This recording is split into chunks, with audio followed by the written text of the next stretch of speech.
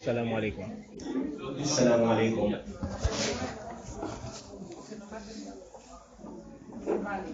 Bueno, hoy os voy a comentar un versículo muy corto, o sea que la charla va a ser muy corta. Lo primero de lo que quiero hablar es del prejuicio. Las personas en la vida nos enfrentamos a muchas situaciones en las cuales se nos prejuzga o nosotros prejuzgamos. El prejuicio es juzgar algo antes de conocerlo, ¿no?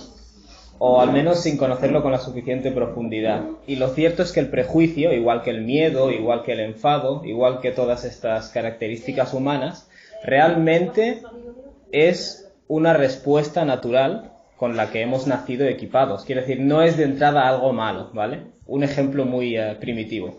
Si yo salgo a la calle y un perro me muerde, y luego salgo a la calle el día siguiente y otro perro me muerde, el tercer día cuando yo salga a la calle diré, cuidado, porque los perros muerden, ¿vale? Es decir, la próxima vez que yo vea a un perro, le voy a prejuzgar. Y ese prejuicio en el fondo es una herramienta de supervivencia que tiene nuestra especie y muchas otras especies, por supuesto. Es decir, el prejuicio o la idea de que tú vas a juzgar algo antes de conocerlo a causa de tus experiencias anteriores no es de entrada tan negativo, ¿vale?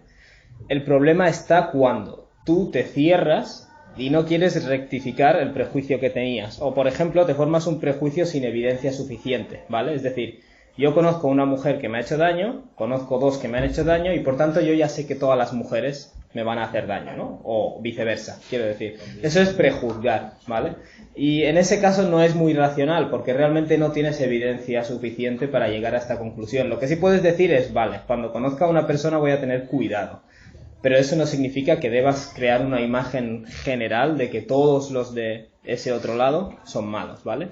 Y el principal problema del prejuicio es cuando tú te niegas a rectificarlo. Es decir, cuando te llega pruebas suficientes de que realmente no todos los perros muerden, tú insistes en que todos los perros muerden, ¿vale? Entonces se convierte en una conducta irracional. Ese es el problema del prejuicio, ¿vale? Habiendo dicho esto lo voy a vincular al final a la conclusión de lo que voy a tratar hoy. En un versículo muy corto, en el Sura 30, Dios está hablando de algunos de los signos. El Corán usa mucho la expresión aya. Aya, que la utilizamos para referirnos al versículo del Corán, significa signo, ¿vale? Y cuando Dios habla de los fenómenos en la naturaleza, los llama ayat, igualmente, signos, ¿no? Entonces, Dios, por ejemplo, dirá cosas como que los animales o el mundo natural o los cielos y la tierra tal y cual son ayat, son signos de Dios, ¿vale? En este versículo específicamente Dios dice وَمِنْ آيَاتِهِ خَلْقُ السَّمَاوَاتِ وَالْأَرْضِ. Parte de los signos de Dios es decir, entre los signos de Dios está la creación de los cielos y la tierra, ¿vale? Un aya es algo que indica hacia otra cosa, ¿vale? Me explico. Tú vas por la carretera y te encuentras un signo o una señal. Eso es un aya, básicamente. La señal te está diciendo, si giras para aquí, llegarás a Valencia o llegarás a Barcelona, ¿vale? Dios está diciendo que en la forma en la que este universo está hecho, hay signos que señalan a Dios, ¿vale? Básicamente. Esa es una idea muy repetida en el Corán. Dios dice, entre sus signos está Khalqus Samawat. Khalq significa, lo traducimos como creación, ¿no? La creación de los cielos y la tierra. Pero realmente lo que significa es la forma en la que algo ha sido creado, o la forma en la que algo ha sido hecho. Es decir, la forma en la que este universo está hecho contiene señales que apuntan hacia Dios, ¿vale? Si sabes leerlas correctamente, esa es la idea. La expresión as-samawati wal-ard, los cielos y la tierra, hoy en día suena un poco extraña, porque hoy en día utilizamos otras palabras, ¿no?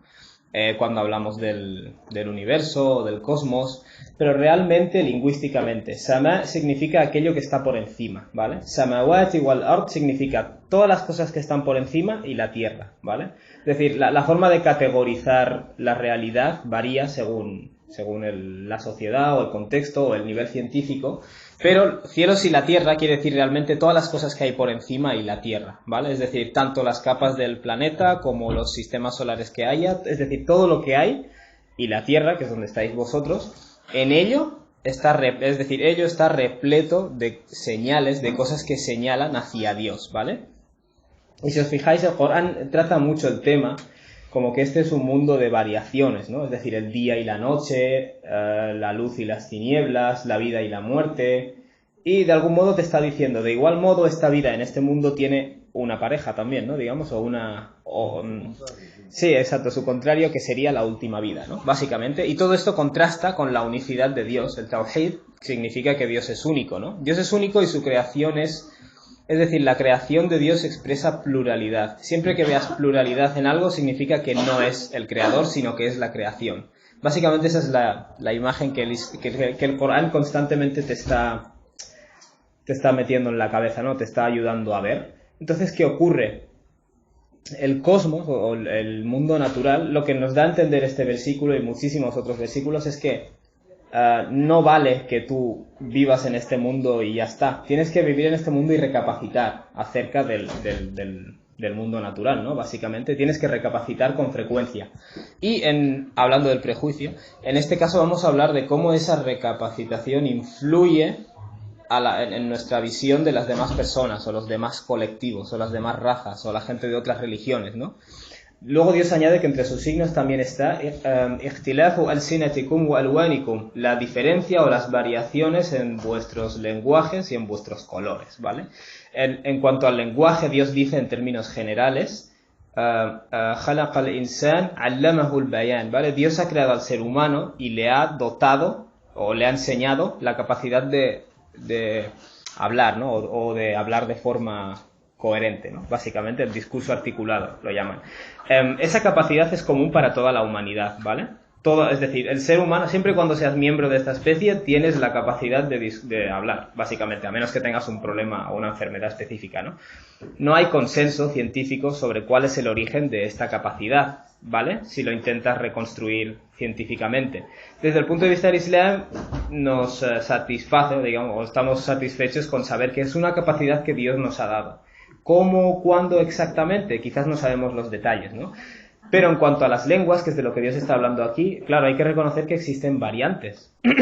La gente que habla diferentes idiomas utiliza diferentes palabras, lógicamente, tiene diferentes acentos. A veces parece que la gente que habla un idioma no puede imitar los sonidos de otro idioma, pese a que tenemos la misma capacidad. Y de igual modo la gramática cambia radicalmente, ¿no? Ese es uno de los grandes problemas cuando estudias otro idioma, que si haces traducciones literales, el resultado es muy absurdo. Algunas traducciones del Corán son un ejemplo. Entonces, ¿qué ocurre? Que aunque existan variaciones, hay patrones comunes, es decir, que son comunes a todos los lenguajes, y que eso refleja de algún modo que el origen de esa pluralidad de lenguas es una capacidad común, ¿vale? Lo que pasa es que de acuerdo al contexto en el cual hemos nacido o hemos desarrollado el habla, aprenderemos a hablar de una forma u otra, ¿no? Pero la capacidad de hablar es exactamente la misma.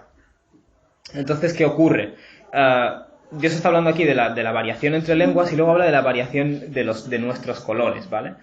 Y claro, la idea es que todos provenimos de un mismo ser humano, y ese mismo ser humano asumimos que tenía un color y una forma de hablar, no tenía varios colores y hablaba varios idiomas, ¿no?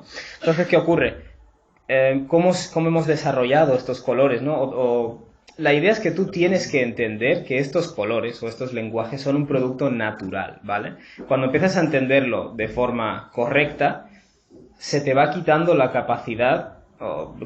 mejor dicho, se te va quitando este defecto de ir viendo a los demás, a sus lenguas o a sus colores como algo inferior, ¿vale? Y de hecho es un reflejo de que te falta cultura cuando ves las cosas de esa forma. Sobre los colores. Bueno, el hecho de que unas personas tengan el color más oscuro, técnicamente, al menos parece que esa es la teoría que más gana, es que la pigmentación es una especie de... exacto, es como una crema solar natural, ¿vale? Lo que hace es, en diferentes puntos del mundo, el grado de rayos ultravioleta es muy diferente, ¿vale? Y existen países en los cuales es necesario que las personas estén más protegidas, ¿vale? Entonces las personas con el color más oscuro sobrevivirán mejor en ese ambiente, y las que tengan el color más claro, ese factor genético, pues esas personas es lo que se llama selección natural, no van a prosperar de la misma forma, ¿no? Digamos, no van a sobrevivir de la misma forma, quizás esa es la forma de decirlo. Si vinculamos esto con la idea de que vivimos en un mundo de variaciones, en un mundo de pluralidad, en el que las cosas son diferentes, y esa diferencia es una señal precisamente o es un signo que apunta hacia el Dios único, entonces empiezas a entender las cosas de otra forma, ¿vale? Empiezas a entender que las demás personas tienen diferentes colores por razones naturales, y esas razones naturales son un reflejo del acto creativo de Dios. Las demás personas tienen diferentes lenguas exactamente por la misma razón, ¿vale? Esa idea, y es sorprendente que los seres humanos tenemos la capacidad de entender esto, pero a la vez seguimos siendo como somos. Muchas personas vemos, por ejemplo, la comida de otros países o de otras comunidades como deficiente. Nuestra gastronomía es superior. Tu gastronomía es un producto de que en el Mediterráneo hay una serie de peces, una serie de animales, y entonces hemos desarrollado esa gastronomía con lo que teníamos a mano. Tú no puedes señalar a la gente de otro país y decir, es que ahí no comen esto y no comen lo otro. Ahí comen lo que tienen, lo que esa parte de la naturaleza les ha dado, ¿vale? Es así de sencillo. Y el color es exactamente igual. Cuando lees...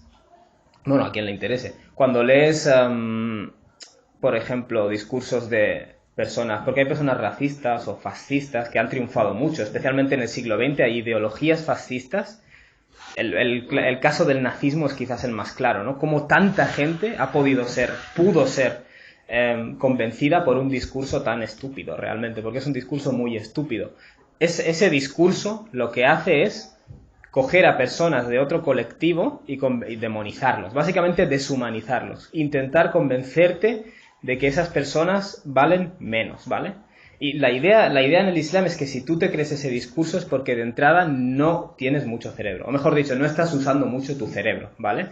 Tú nunca puedes decir, todo este colectivo es malo, por razones A, B, C. Quizás esas razones te pueden llevar a concluir que hay algunas personas malas, ¿vale? Eso es lo que hablamos del prejuicio. Pero cuando yo te consigo convencer de que toda esa gente son malos, entonces ya te puedo dominar como quiera, ¿vale? El primer paso para que la gente odie, y da igual si odias a Occidente, o si odias a los musulmanes, o si odias a los judíos, o si odias... es exactamente lo mismo. El primer paso para que tú cometas atrocidades contra otras personas, como en el caso de estas ideologías, es el convencimiento de que todo ese colectivo es inferior, ¿vale? Y ese convencimiento, y sorprendentemente hay alguna que otra ideología supuestamente islámica que también deshumaniza, ¿no? En este caso, por ejemplo, a los occidentales. Esa ideología, cualquier ideología en la que tú deshumanizas a otro, es, por definición, completamente antiislámica. De hecho, es antirracional. Quiero decir, tú no puedes ser racional y a la vez deshumanizar a todo un colectivo, ¿vale? Dios está diciendo, estas diferencias que tenéis las personas son precisamente un reflejo de que Dios está ahí o de que Dios existe. O, por ejemplo, un ejemplo muy tonto. Si tú formas parte de una familia musulmana, de algunas familias musulmanas, y vas a tener un hijo y se te ocurre decir, voy a ponerle a mi hijo de nombre Juan. Ya te puedes preparar, ¿vale? ¿Por qué? Porque realmente no tenemos esa idea de que Juan, español, y Yahya en árabe es lo mismo. Realmente mucha gente no piensa que es lo mismo. Tenemos prejuicios. Y ese es quiero decir, la comunidad o las personas tienen que examinarse a sí mismos. Yo tengo que mirarme al espejo y decir, oye, a lo mejor yo tengo algún prejuicio.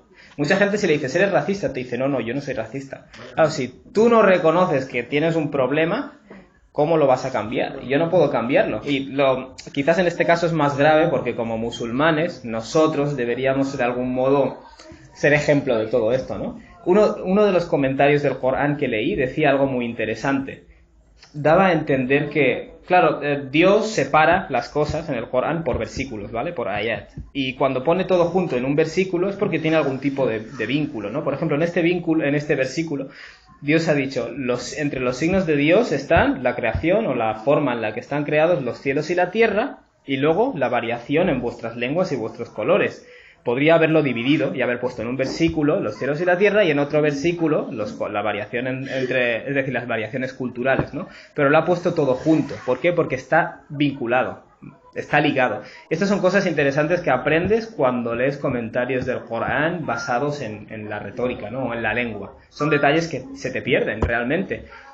Hay algún vínculo necesario entre la forma en la que está hecho este universo y este planeta y nuestra variación entre los colores, es decir, la variación entre nuestros colores y nuestros lenguajes, ¿vale? Como por ejemplo el clima afecta directamente a nuestros colores, ¿no? Y la gente de algún modo cree que no, que si raza superior, que si raza inferior, eso es una tontería. Es una simple cuestión de adaptación a qué punto del planeta Tierra hemos nacido o han nacido nuestros ancestros y cómo nos hemos adaptado a ese contexto, ¿vale? Por tanto, es muy significativo retóricamente que Dios haya puesto todo esto en un paquete o en un mismo versículo, ¿no?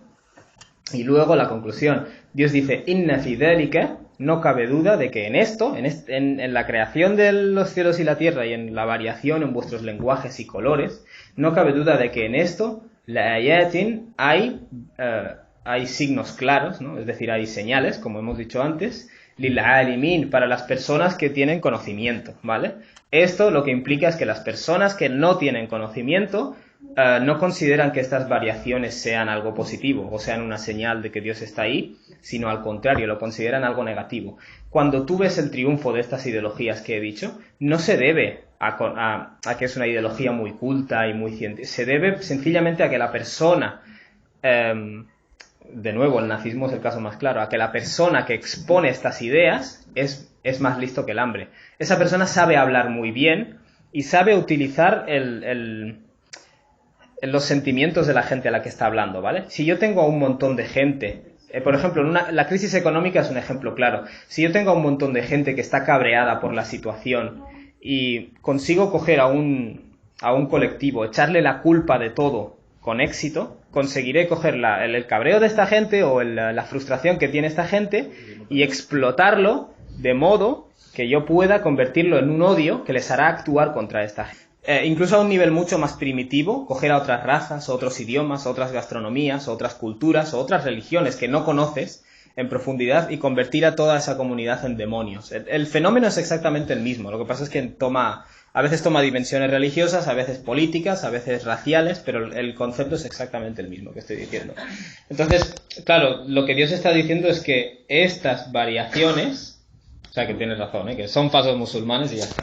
Estas variaciones representan señales o signos lil alimin para las personas que tienen conocimiento. Y claro, lo que yo estaba diciendo es que las personas que no tienen conocimiento son las que tienden a tener prejuicios, son las que tienden a creerse superiores. Cuando tú escuchas a alguien diciendo estos negros, estos moros nos están robando, no sé qué, o estos occidentales, da igual, porque es exactamente lo mismo, esa persona no es muy inteligente o simplemente no está utilizando su inteligencia, que puede ser ese el caso realmente. Si tú eres una persona de conocimiento, sabes que parte de nuestra naturaleza como seres humanos inevitablemente es que adoptaremos diferentes lenguas, evolucionaremos diferentes formas de hablar, diferentes lenguajes, diferentes colores, incluso diferentes creencias. Por ejemplo, los musulmanes, ya no digo creencias, pero tenemos algunas cosillas diferentes dependiendo del lugar donde venimos. Y hay gente que no sabe entender eso. Hay gente que dice, no, el Islam puro, no sé qué. Ese Islam puro, en muchos casos es falso, realmente. Es inevitable, es completamente inevitable que los musulmanes adoptemos posturas diferentes en algunas cuestiones, porque es que venimos de mundos muy diferentes. El verdadero problema, en mi opinión, no es que tengamos algunas diferencias. El verdadero problema es que no sepamos entender que las diferencias son inevitables. Las diferencias son inevitables. En nuestro color, en nuestra forma de pensar, en las pequeñas variaciones en nuestra forma de rezar. Es que no lo puedes evitar. Especialmente cuando tienes hadices o textos que se pueden interpretar de diferentes formas o que puedes aceptar uno y el otro no, hay diferentes criterios. Es que vamos a tener diferentes formas de ser y diferentes puntos de vista. Pues esto es exactamente lo mismo, los colores, nuestro grado de inteligencia, nuestra cultura, nuestra comida. Solo la persona inculta puede enseñar a demonizar a otros colectivos, así de forma entera, ¿vale? Eso es antiislámico y es que hay que... Digo esto políticamente incorrecto, es que hay que ser tonto, realmente. Para que yo te quiera enseñar que todos los negros y todos los moros, o todos los no sé qué, o todos los musulmanes, o todos los cristianos, da igual, realmente es de gente poco inteligente. Y la gente que cae en este discurso es gente que está rabiosa, que está cabreada, pero que no utiliza mucho el coco.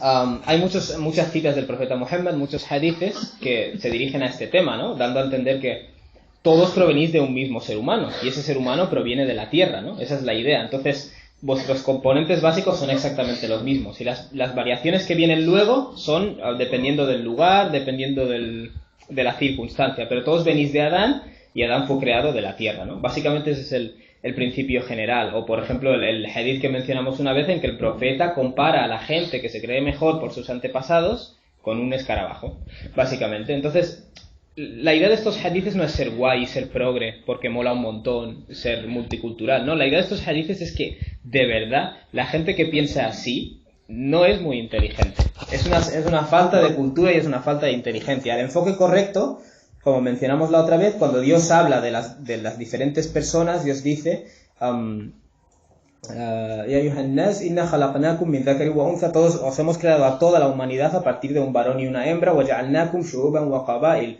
y hemos hecho de vosotros diferentes naciones y tribus, tribu en el sentido de familias extendidas, ¿no? Familia.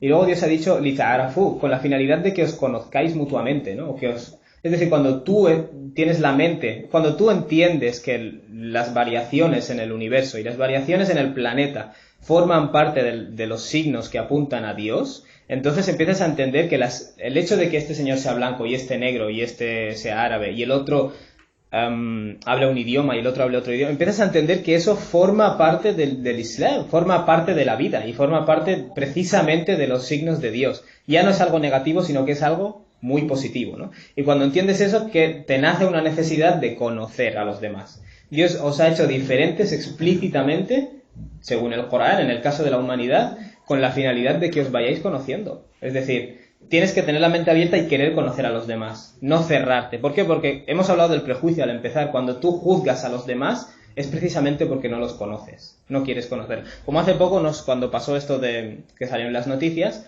claro, los fachas suelen poner tonterías muy grandes. Y una de ellas puso, a ver si los musulmanes ahora dicen que esto está mal.